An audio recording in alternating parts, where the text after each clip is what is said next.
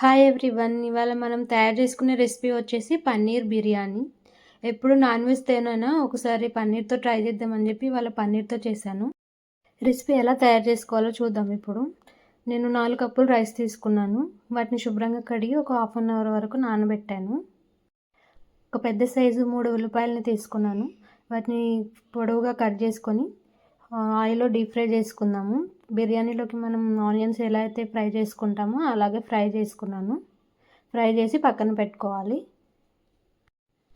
నేను ఇక్కడ వీడియోలో చూపిస్తున్నాను కదా, ఆ విధంగా ఫ్రై చేసుకొని పక్కన పెట్టుకోవాలి. బాగా గోల్డెన్ బ్రౌన్ కలర్ వచ్చేంత వరకు ఫ్రై చేసుకోవాలి. 4 కప్పు రైస్కి నేను 500 గ్రామ్స్ పన్నీర్ తీసుకున్నాను. పన్నీర్ని మనం చిన్న చిన్న ముక్కలుగా క్యూబ్స్ లాగా కట్ చేసుకోవాలి.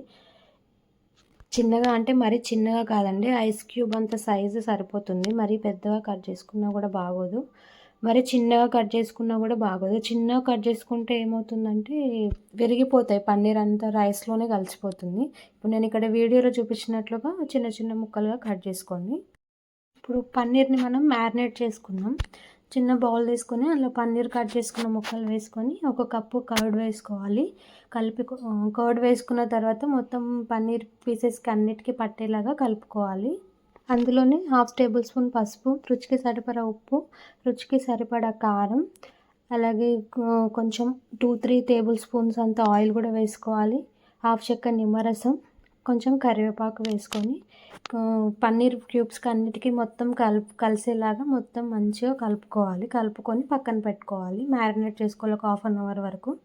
ఇప్పుడు మనం ముందుగా కడిగి పెట్టుకున్నాం కదా రైస్, దాన్ని బాయిల్ చేసుకుందాము.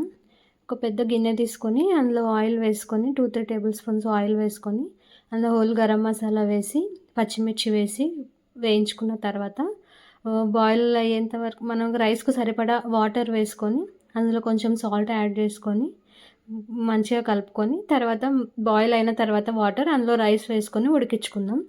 ఆ వాటర్ బాయిల్ అయ్యేలోపు మీడియం సైజ్ 5 టమాటాలు అలాగే 4-5 పచ్చిమిర్చి వేసి పేస్ట్ చేసి పక్కన పెట్టుకోవాలి. వాటర్ బాయిల్ అయిపోయాయి కదా, అందులో మనం నానబెట్టుకున్న రైస్ వేసుకొని ఉడికించుకుందాం. 90% వరకు రైస్ని ఉడికించుకోవాలి. రైస్ ఉడికేలోపు మనం ఇంకో స్టవ్ పైన ఒక పెద్ద గిన్నె పెట్టుకొని అందులో 4 లేదా 5 టేబుల్ స్పూన్లు నెయ్యి వేసుకొని అందులో అలాగే దాంతోపాటు ఒక 2-3 టేబుల్ స్పూన్స్ వరకు ఆయిల్ వేసుకోవాలి. ఆయిల్ కాగిన తర్వాత అందులో 4 లేదా 5 పచ్చిమిర్చి చీలికలు, అలాగే మనం ముందుగా టమాటా అండ్ పచ్చిమిర్చి పేస్ట్ చేసి పెట్టుకున్నాం కదా, అది కూడా వేసుకొని మంచిగా పచ్చివాసన పోయేలాగా వేయించుకోవాలి. అది వేగిన తర్వాత అందులో 1 టేబుల్ స్పూన్ దాకా అల్లం వెల్లుల్లి పేస్ట్ వేసుకొని అది కూడా పచ్చివాసన పోయేదాకా వేయించుకోవాలి.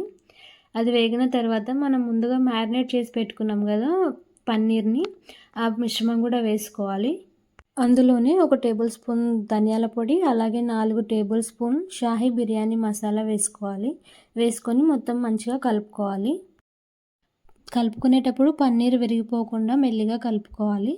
అందులోనే మనం ముందుగా ఫ్రై చేసి పెట్టుకున్న ఫ్రైడ్ ఆనియన్స్ ఉన్నాయి కదా, అవి కూడా వేసి కలుపుకోవాలి. అవి కూడా కలుపుకున్న తర్వాత మంటను లో ఫ్లేమ్లో పెట్టుకొని ఆయిల్ సపరేట్ అయ్యేదాకా ఉడికించుకోవాలి. ఆలోపు రైస్ కూడా ఉడికిపోయిందండి చక్కగా. ఇప్పుడు మనం రైస్ను తీసుకొని పరుచుకోవాలన్నాం. ఈ గ్రేవీ పైన మనం మెల్లిగా అనుకుంటూ పరుచుకోవాలి. మొత్తం రైస్ అంతా వేసుకున్న తర్వాత దానిపైన మనం ముందుగా ఫ్రై చేసుకున్న ఫ్రైడ్ ఆనియన్స్, అలాగే పాలల్లో నేను కుంకుమ పువ్వు నానబెట్టుకున్నానండి, ఆ పాలు కూడా వేసుకున్నాను. అలాగే ఫుడ్ కలర్ కూడా వేసుకున్నాను. ఫుడ్ కలర్ మీ ఆప్షనల్, వేసుకోవాలనుకుంటే వేసుకోవచ్చు, లేదంటే లేదు. అలాగే సన్నగా కట్ చేసి పెట్టుకున్న కొత్తిమీర కూడా వేసాను. లోపు రైతా ప్రిపేర్ చేసుకుందాం. పెరుగును మంచిగా చిలుక్కొని అందులో కట్ చేసుకున్న ఆనియన్, అలాగే ఒక పచ్చిమిర్చి, అలాగే కొత్తిమీర, మీ ఇష్టం, క్యారెట్ కూడా వేసుకోవచ్చు, టమాటా కూడా వేసుకోవచ్చు. నేను అవి వేయలేదండి, మీకు నచ్చితే అవి కూడా వేసుకోవచ్చు.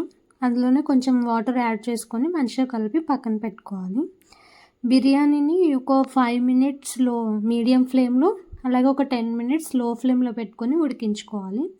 ఎందుకంటే ఆల్రెడీ పన్నీర్ ఉడికిపోయింది కదా, రైస్ కూడా 90% వరకు ఉడికిపోయింది. జస్ట్ 15 మినిట్స్ దమ్ అయితే సరిపోతుంది. కావాలంటే ఒక 15 మినిట్స్ తర్వాత మీరు చెక్ చేసుకొని మళ్ళీ ఒకవేళ కింద వాటర్ ఉన్నాయనుకుంటే మళ్ళీ ఒక 5 మినిట్స్ వరకు పెట్టుకోవచ్చు. స్టవ్ ఆఫ్ చేసిన తర్వాత ఒక 10-15 మినిట్స్ వరకు దాన్ని కదిలించకుండా అలాగే పెట్టుకోవాలి. అలా పెట్టుకుంటే రైస్ అనేది స్టిఫ్ అయ్యి మంచిగా రైస్ అనేది ఉడుకుతుందండి. అంతే బిర్యానీ రెడీ అయిపోయింది. ఈ వీడియో కనుక మీకు నచ్చినట్టయితే లైక్, షేర్ అండ్ సబ్స్క్రైబ్.